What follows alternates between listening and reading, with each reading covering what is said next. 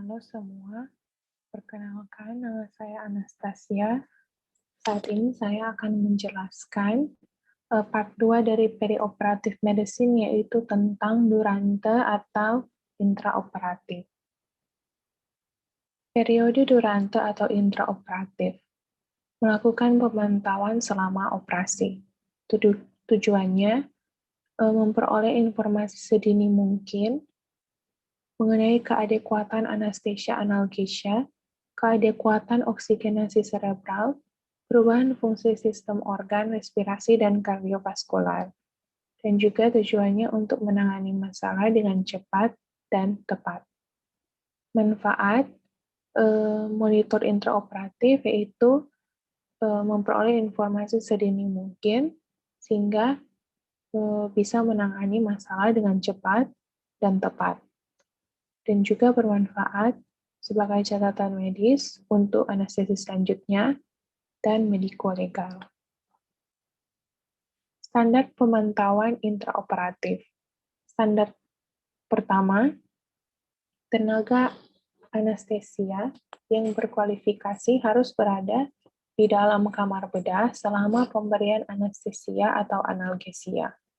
Standar kedua, selama pemberian anestesia analgesia, jalan nafas, oksigenasi, ventilasi, dan sirkulasi pasien harus dievaluasi secara teratur.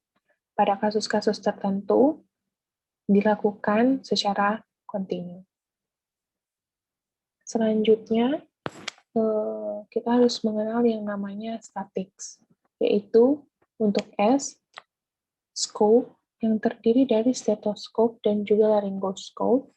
Untuk T-nya, tubes, yaitu endotracheal tubes, dan juga LMA atau laryngeal mask airway. Dan A, untuk airway devices atau airway set, yang terdiri dari sungkup muka dan juga oropharynx tube. Dan T untuk tape atau plaster, I untuk introducer atau stylet, dan C konektor, dan S suction. Sebelum induksi, anestesiologis harus memastikan, pertama, uji preoperatif terhadap mesin anestesi dan peralatan lainnya, yaitu statik yang dijelaskan sebelumnya. Selanjutnya, cek apakah pasien dan tindakan yang akan dikerjakan sudah sesuai. Dan juga melakukan reevaluasi sebelum induksi mengenai riwayat pemeriksaan pasien dan persetujuan pasien, dan juga pemberian premedikasi.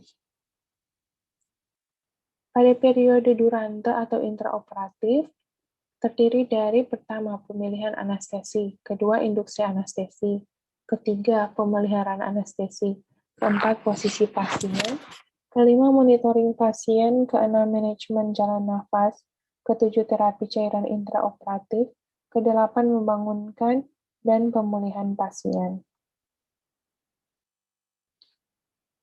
Pertama, untuk pemilihan anestesi, ada 4 jenis anestesi. Yang pertama, general anestesi, yaitu keadaan tidak sadar bersifat sementara ditambah hilangnya rasa nyeri di seluruh tubuh akibat pemberian obat anestesi. Yang kedua ada lokal anestesi, yaitu memberikan anestesi pada daerah atau sekitar lokasi pembedahan yang menyebabkan hambatan konduksi impuls aferen sementara. Selanjutnya ada regional anestesi, yaitu injeksi obat anestesi pada lokasi serat saraf yang menginervasi regio tertentu, menyebabkan hambatan konduksi impuls aferen sementara. Contohnya, epidural anestesi dan juga spinal anestesi. Dan combined anestesi, yaitu gabungan jenis anestesia lainnya sesuai dengan kebutuhan. Selanjutnya, induksi anestesi.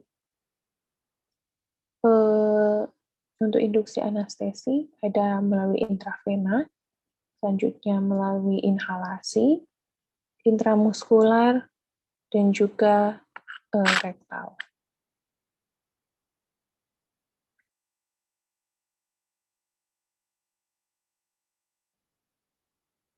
Untuk intramuskuler biasanya dilakukan pada anak kecil karena susah dilakukan intravena, dan untuk rektal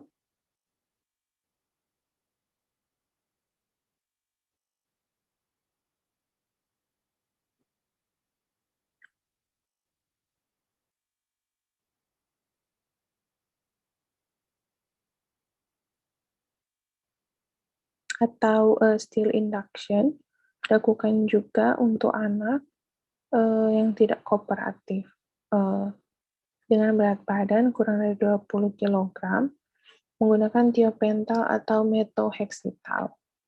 Dan untuk indikasi inhalasi itu pertama jika anak tidak kooperatif tanpa jalur akses intravena, kedua jika obstruksi saluran nafas atas misalnya epiglottitis, ketiga jika tidak ada vena yang dapat diakses, dan keempat jika orang dewasa fobia terhadap jarum suntik.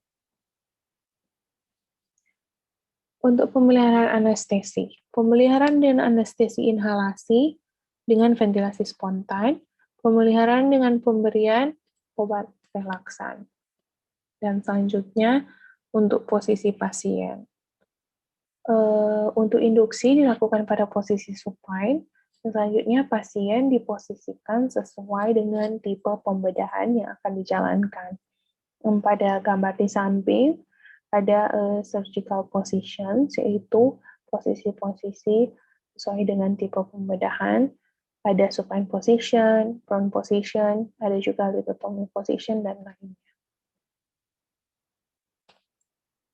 Yang kelima itu monitoring. Tujuannya mendapatkan informasi secepat mungkin mengenai keadekuatan anestesi. Selanjutnya, perubahan sistem organ kardiovaskular dan respirasi, serta keadekuatan oksigenasi, sehingga dapat melakukan tindakan cepat apabila terjadi suatu masalah. Standar pertama, yaitu tenaga anestesia yang berkualitas harus berada di dalam kamar operasi selama pemberian analgesia anestesia. Standar kedua, jalan nafas oksigenasi, ventilasi, dan sirkulasi pasien harus dievaluasi secara teratur atau kontinu selama pemberian anestesi. Berikut jalan nafas. Untuk manajemen jalan nafas, pertama ada jalan nafas. Tujuannya untuk mempertahankan keutuhan jalan nafas. Nafas spontan yaitu terdengar suara nafas patologis, gerakan kantong reservoir menurun atau terhenti, dan tampak gerakan dada paradoksal. Nafas kendali yaitu tekanan inflasi terasa berat, tekanan positif inspirasi meningkat. Selanjutnya juga dilakukan pemantauan oksigenasi. Itu tujuannya untuk memastikan kadar zat asam di dalam udara dan darah. Caranya, kadar oksigen inspirasi melalui pulse oximeter dan oksigenasi darah melalui klinis seperti lihat warna darah luka operasi dan permukaan mukosa. Dan juga kualitatif bisa melalui pulse oximeter dan AGD. Selanjutnya untuk ventilasi, tujuannya untuk memantau keadekuatan ventilasi. Caranya bisa melalui diagnostik fisik seperti mengawasi gerak naik turunnya dada, kembang kepisnya kantong reservoir, dan juga auskultasi suara nafas. Bisa juga dilakukan pemantauan entidal, terutama operasi lama, dan juga pemeriksaan AGD. Pengecekan suhu dilakukan dengan tujuan mempertahankan suhu tubuh. Sirkulasi itu tujuannya untuk memastikan fungsi sirkulasi adekuat dengan cara menghitung denyut nadi, mengukur tekanan darah, menilai produksi urin, dan juga mengukur tekanan vena sentral. Selanjutnya ada terapi cairan intraoperatif. Tujuannya dari terapi cairan ini untuk memenuhi kebutuhan cairan dasar, menggantikan defisit cairan preoperatif, dan juga menggantikan cairan intraoperatif atau perdarahan yang hilang. Dan pemilihan jenis cairan ini tergantung dengan indikasi. Jenis cairan yang digunakan seperti kristaloid, koloid, dan juga produk darah. Selanjutnya yang terakhir itu mengenai bangun dan pemulihan, yaitu membangunkan dan pemulihan pasien. Jadi setelah menghentikan obat anestesi dan ekstubasi trachea dilakukan, pemberian oksigen 100% dengan sengkup muka diberikan.